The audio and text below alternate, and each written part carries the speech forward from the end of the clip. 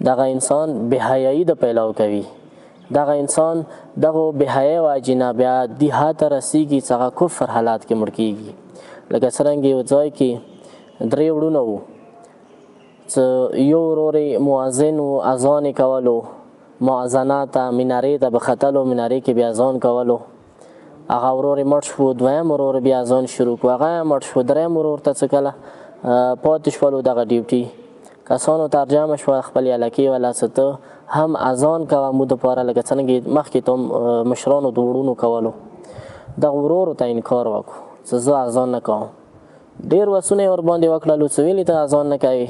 هغه ورته وویله چې ځکه زه اذان نه کوم چې دغه اذان وجې نه یو کار هغه ما دوه وروڼو کولو، سخت کار وجې نه ما دوه وروڼه نن جهنم کې دي، عذاب کې دي، زه نه غواړم چې زه هم جهنم ته لاړ شم.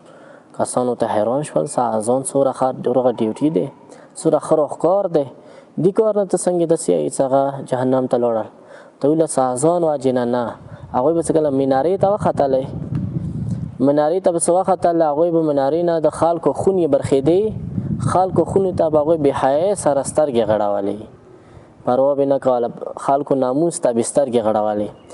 خلکو ناموس ته سترګو غړولې وجې نه هغوی ښې لارې نه لاړل، ایمان باندې نه لاړل، مسلمان نه شول مړه، بلکې هغوی کفر حالات کې د دنیا نه لاړل.